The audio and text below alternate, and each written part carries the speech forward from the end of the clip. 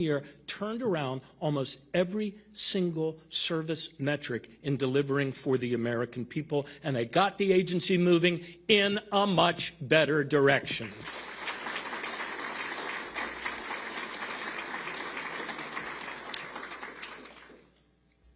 That's how President Biden, when he left office, left the agency, heading in a better direction. But now so many of those gains have been wiped out.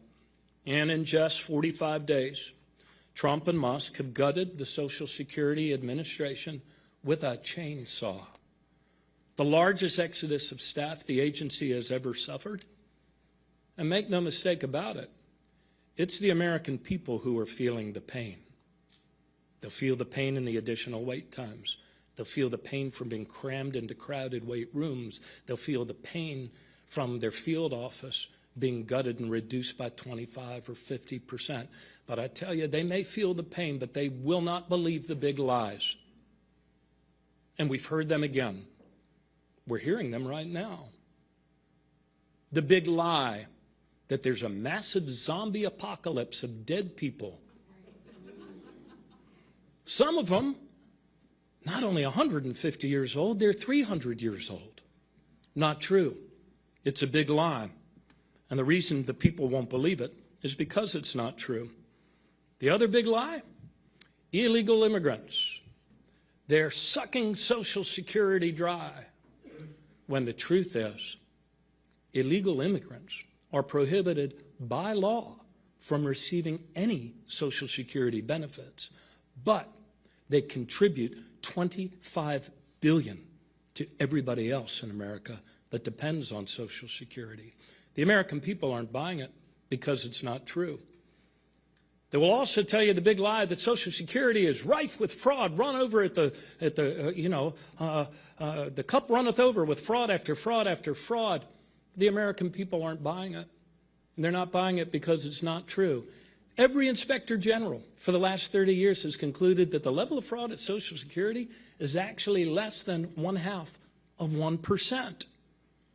So, as our democracy awakens to this massive breaking and entering in progress and all its attendant big lies, let no one forget that for 90 years Social Security has always worked, that for 90 years Social Security has never missed a payment, that for most of those 90 years Social Security was allowed to have adequate staffing to serve its customers. And finally, remember this, even when their staffing was reduced to a 50-year low, one president got it turned around and moving in a better direction. One president, in his final days in office, in fact, even signed the Social Security Fairness Act into law, the biggest expansion and strengthening of benefits in 20 years. Ladies and gentlemen, of course, that person is our keynote speaker, was the 46th President of the United States. So please welcome the strongest defender of Social Security the American people have ever had, President Joe Biden.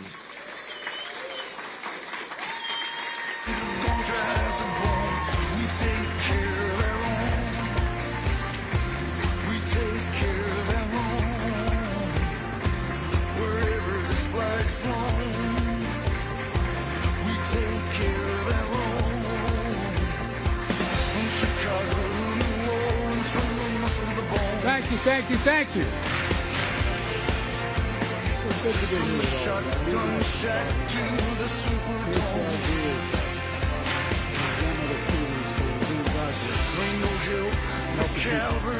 Who deserve help and paid for most of it.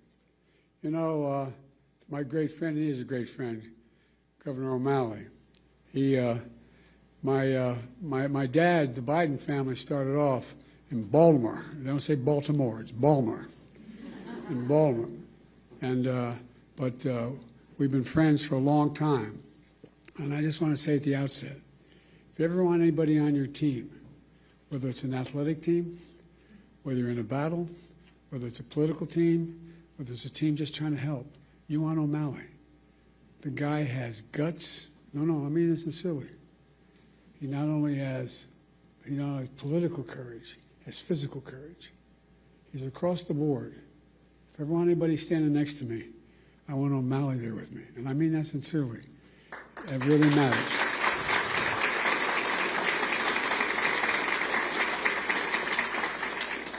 You know, I always kid Maryland because Delaware, the second smallest state, we share the eastern shore of Maryland with Maryland. But we're close friends. And folks, you know, it's no surprise that he did a hell of a job when I asked him to be commissioner of the Social Security. And the reason I did that, it was not an ordinary transition for a governor. But I knew, I mean this from the bottom of my heart, I knew we needed someone with some guts, some toughness, who'd fight for every single penny that it needed, that would try to restore the integrity of the system. And to everyone here today, I want to thank you, all of you, very much for this award. It means a great deal to me coming from you, and I mean that sincerely. It means a great deal. You're in the front lines every single day. You're helping, you're advocating for your fellow Americans, Americans with disability. It's a big deal. We talk about what happened in the physical side of it if we didn't have Social Security. Think of what the psychic calm gives so many people who just don't know where to go, don't know how to traverse what needs to be done, or alone. Last fall on the White House lawn, we celebrated the anniversary of the Americans with Disabilities Act. As a United States Senator 400 years ago, I was looking back on it. God almighty, I've been doing this 50 years. It's hell turning 40 years old, anyway.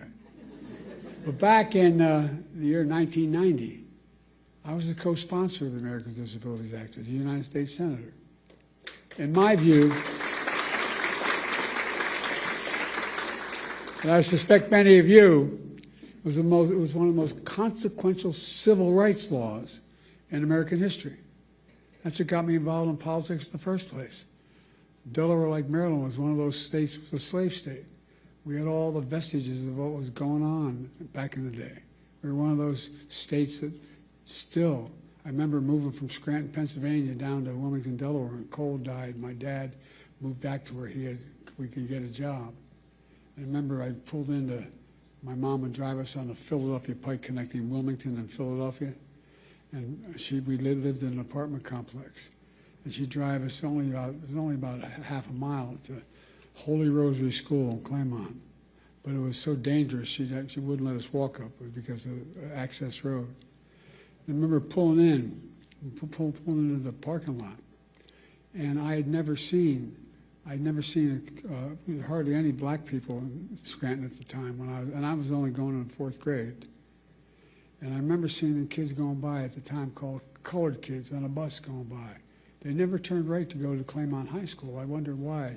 Asked my mom, why? So in Delaware, they're not allowed to go to school, in public school, with white kids, honey. That sparked my sense of outrage as a kid, just like it does. I mean, and these young kids right here can tell you things affect them when they learn about something that's really just unfair and unjust. You know, my dad was an honorable man. And my dad used to have an expression. He said, Joey, your job's about a lot more than a paycheck. It's about your dignity. It's about respect. It's about being able to look your kid in the eye and say, honey, it's going to be okay, and mean it. Well, that's what you're all about. That's what the legislation's about. It's about dignity. Simple dignity. Everyone deserves to be treated with dignity, regardless of their standing, regardless of economic situation, regardless of who they are. Making sure that more than 60 million Americans who are living with disabilities are treated with dignity is who we are as Americans. That's what it's about. I mean it. Dignity at work, at school, in their communities. In every corner of American life, laws like the ADA need advocates like you. You're the ones that keep it going, God love you. You fight like hell every single day to make sure the law is respected and your clients' rights are protected. So from the bottom of my heart, I mean this. I give you my word as a Biden. From the bottom of my heart, I say thank you. Thank you for what you're doing. Thank you for your commitment to the dignity of all Americans, because that's what ultimately this is about. Folks, today I want to talk to you about an issue that's front and center right now for millions of Americans, Social Security. You know, some of you may know the Democrats have declared today the Save Social Security National Action Day, National Day of Action, I should say. We know just how much Social Security matters to people's lives. Everyone in this room fights for people with disabilities who rely on Social Security to survive, to survive. Not just the physical side, it's the mental side. It's the mental side. You make sure folks get the benefits they earn after a lifetime of hard work. The work they do is more than just a profession, what you do. It's a calling. It's not just a profession. And Social Security is more than a government program. It's a sacred promise. We made it today, a sacred promise. 73 million Americans receive Social Security. From their first paycheck for their entire life, they pay into Social Security. And in return, they count on Social Security to be for them when they're going to need it. Folks, must never, ever betray that trust or turn our backs on that obligation. That's why during my presidency, we protected Social Security and made it stronger. Martin, the governor, can tell you. We came into office, Social Security Administration had its lowest staffing, she referenced it, lowest staffing levels in 50 years. And demand was going through the roof because of my generation and the baby boom generation reaching the retirement age. So the demands on Social Security increased significantly. Our administration secured nearly $2 billion to reduce the backlogs and improve customer service. We slashed wait times for folks in need who are calling the 1-800 number. We got it down to under 13 minutes. It used to be 3 times that long when we took office. We made it easier for people to get help with their claims online. We reduced how long it takes to review a case. We fixed the appeal system to make it uniform in all 50 states, which made a difference. We strengthened the anti-fraud measures to protect people's identities and to make sure benefits are going to people who actually they belong to. By the way, those 300-year-old people getting that Social Security, I want to meet them because I like to figure out how they live out. Hell of a thing, man. I'm looking for longevity because it's hell when you turn 40 years old. But as a result, by the time we left office, we had improved every single line of customer service, from applying for disability to filing an appeal to reporting fraud. It all became more efficient and more effective. And I'll bet it made your jobs easier, too, in the process. Now, these achievements may not sound so glamorous to most people, but you know, they're absolutely essential.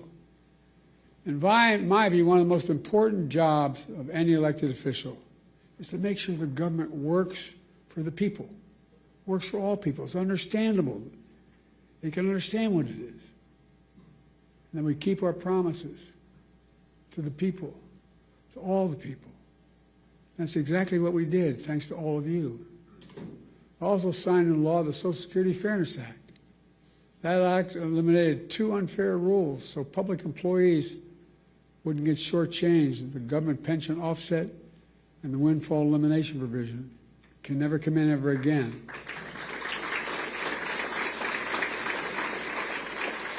But as a result, more than 2 million people are now finally receiving the full benefits they earned. And remember, we also faced a constant threat by some members, Republican members of the Congress, to cut and gut Social Security, period. Cut and gut it, period. They wanted to let Social Security expire every 5 years. That was a proposal. Let it expire every 5 years unless reauthorized by the Congress. Who in the hell do they think they are? Every 5 years and then wait around and be...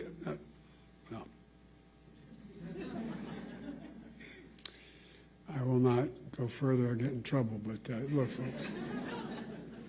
Can you imagine the chaos it would have charged? Every 5 years, Congress is going to step up. You imagine this Congress stepping up?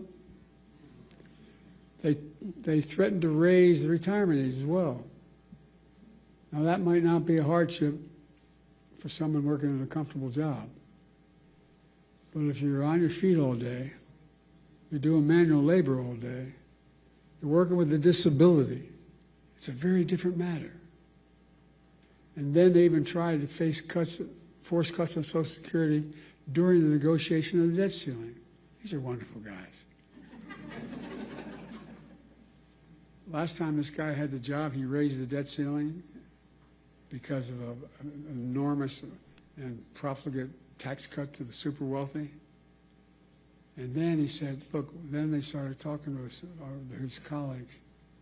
Well, maybe we can do something about Social Security, but we got to do something about the debt ceiling. How are we going to do? We can find the money in Social Security. Unless we do what they wanted to cut Social Security. Not on my watch. We refuse to go along with any of that. Look, Americans have always been able to count on these benefits. And let me pause a second here and say this. We talk about the physical needs that Social Security provides for people, particularly people, hardworking people, people retired, people on the edge. But the psychological impact is profound. Profound. You're a man or a woman, you're 70 80 years old, you're not in good shape, you have a disability, and you hear the check may not come. How do you sleep at night? How do you sleep at night? We lived up in Wilmington in a 3-bedroom split-level home in a new development, 40 homes, with 4 kids and a grandpa living with us. And I remember our bed headboard was near my dad's and mom's room. And you could tell when Dad was restless. I remember asking one night my mom, what's the matter with Dad? The next morning, she has found out that we're not going to provide insurance anymore where he works. Well, imagine if you're somebody who's been struggling your whole life. You literally count on Social Security to buy your food, just to get by. And you hear the threats, what may happen. Many of these beneficiaries, that's their only income. If they were cut or taken away, it'd be devastating for millions of people. And the psychological pressure we put people under by having this debate is absolutely devastating. That's why we work so damn hard to make Social Security Administration stronger than it's been in years. And that's why I asked the governor to take over, by the way. But look what's happened now.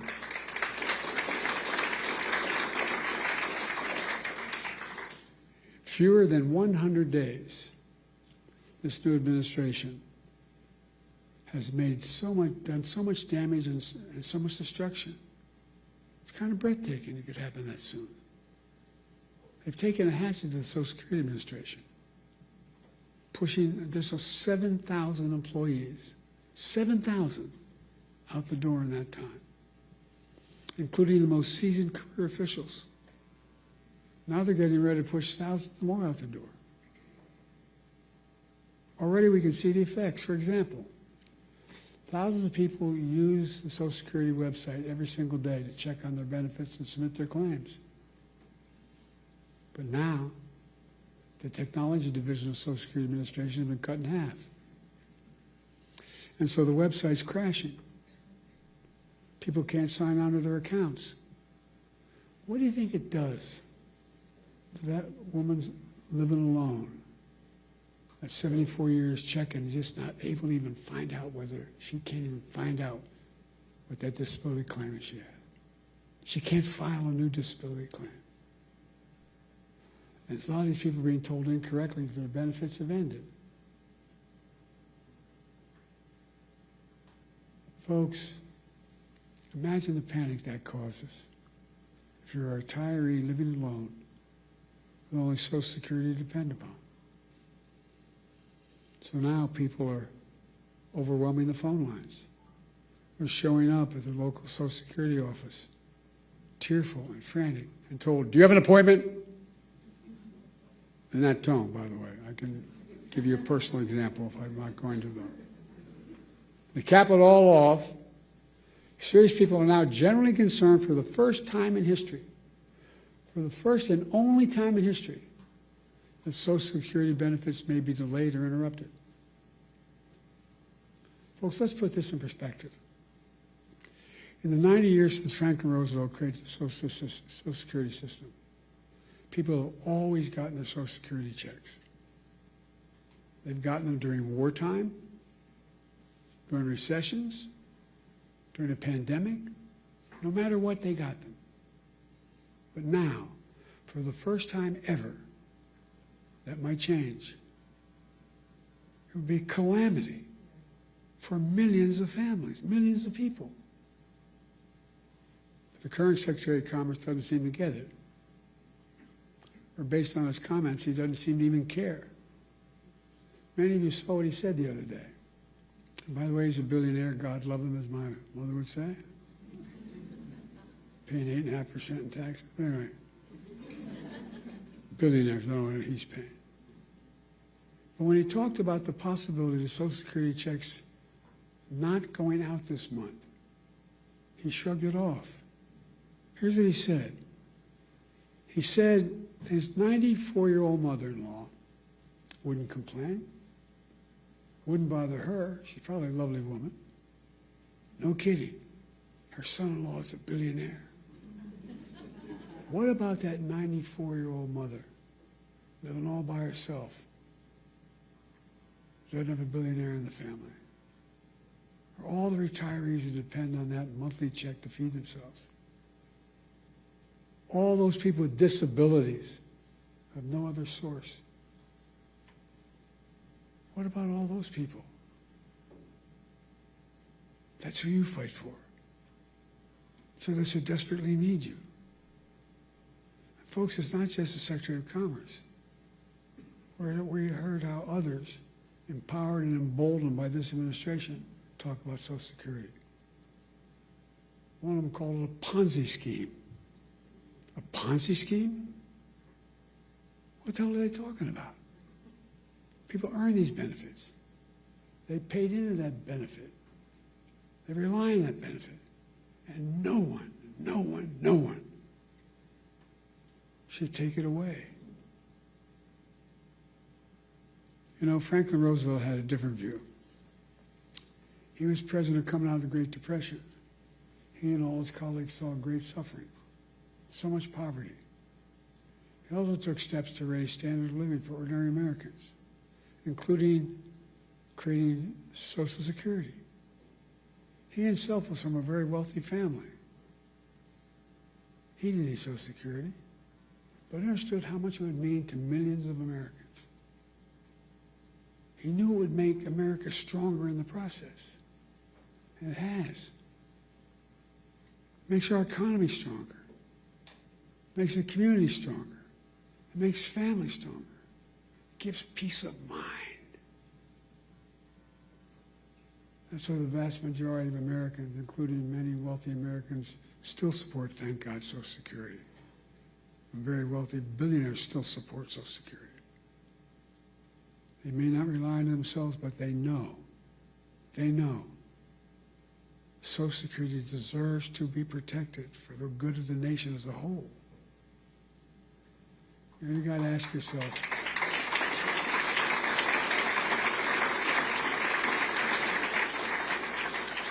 yourself, why is this happening? Why are these guys taking aim at Social Security now? Well, they're following that old line from tech startups. The quote is, move fast, break things. Well, they're certainly breaking things. They're shooting first and aiming later. And as a result, the result is a lot of needless pain and sleepless nights. My friend Governor O'Malley knows what they're really up to. He says, and I love his quote, they want to wreck it so they can rob it. They want to wreck it so they can rob it. And why do they want to rob it? In order to deliver huge tax cuts to billionaires and big corporations and keep it going. They want to make permanent the 2017 tax cuts, which overwhelmingly benefited the wealthiest Americans and the biggest corporations. That's going to cost $5 trillion. Where are they going to get $5 trillion to pay for it, other than continue to run the deficit up? Well, what do they always do? By running up the national debt, number one, and then by taking the money from someplace else. What are the two big pots of money out there in raw numbers? Social Security and Medicaid. Well, from other programs that people rely on and have paid into. Republicans, these guys are willing to hurt the middle class and the working class in order to deliver significant greater wealth to the already very wealthy. Who in the hell do they think they are? I really think I mean, just basic decency. Who do they think they are? I think anybody should go out. They can make $1 billion a year. They can, fine. Pay your fair share. You know what the average? We have 1,000 billionaires in America. You know the average federal tax they pay? 8.2%. Anybody want to trade that number? What you're paying? Folks, look. Let me close. I'm sorry to go on so long, but it's just, anyway. I grew up in Scranton, Pennsylvania as a kid, and then Claymont, Delaware. Middle-class towns, working-class towns. Places where people worked hard all their lives with the promise that they'd be able to retire someday with a little bit of dignity. Because they've been paying in a thing called Social Security since the very paycheck they ever earned. These people get knocked down every day, learn to get up. My dad's one expression, you get knocked down, just get up. Get up. They get up every day. The last thing they need from their government is deliberate cruelty. It's about people and neighbors across the country who look out for each other. You don't see empathy. They don't see it as a sign of weakness. They see empathy as a decent instinct. They don't see cruelty as a sign of strength. Social Security is about more than retirement accounts. It's about honoring a fundamental trust between government and people. It's about peace of mind for those who work their whole lives so they can rest assured they'll have a chance. They'll get back some of what they earned and what they deserve. But more than anything else, I mean this sincerely. And as my friend says, maybe it's the Irish of it in me, but it's about who we are as Americans. Who are we? What makes us distinct from the rest of the world? It comes down to basic, in my view, fundamental American values. Nobody's king. Nobody's the boss. Everybody has a shot. All people are asking for is a shot. Honesty, decency, where hard work is rewarded. Have some faith in each other. Fairness, simple fairness. We can't go on like this as a divided nation, as divided as we are. Like I said, I've been doing this a long time. It's never been this divided. Granted, it's roughly 30%, but it's a 30% that has no heart. What we see in America, that's what we believe in, fairness. And that's the America we can never forget or walk away from. Folks, I mean this. I know it sounds trite, but I We have to remember who we are. We're the United States of America. The United States of America. Most unique country in the history of the world, and that's not hyperbole. Every other nation was founded because of religion, geography, ethnicity. We're the only nation in the world founded on an ocean. We hold these truths to be self-evident, that all men and women are created equal, endowed by their Creator. That's the one thing united us, an idea. Every other nation was because of a purpose. It's an idea. And how can we fulfill the outcome, the meaning of that idea? We walk away from just basic fundamental decency. Folks, sorry to go on so long, but I feel deeply about this. You know, you've heard me say it before, and I'll say it again. There's nothing beyond the capacity of America to do when we do it together. Let's do it together. God bless you all, and may God protect our troops. Thank you for what you do, and thank you for this wonderful award. Thank you.